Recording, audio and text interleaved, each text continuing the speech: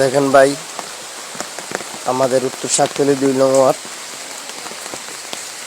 ঘর বাড়ি সব কিছু ডুবে যাচ্ছে। পানি নিয়ন্ত্রণে আসার জন্য অনেক চেষ্টা করতেছি, পানি এরপরও পারছি না।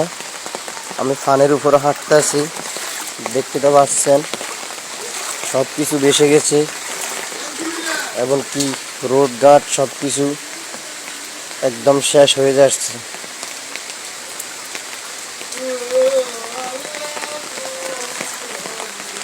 দেখেন, কিছুই বুঝতে পারছি না, সব কিছু ভেসে গেছে। এবং কি আমাদের ফাঁক ঘর, আমরা যে ভাত ফাঁকাইয়া খাবো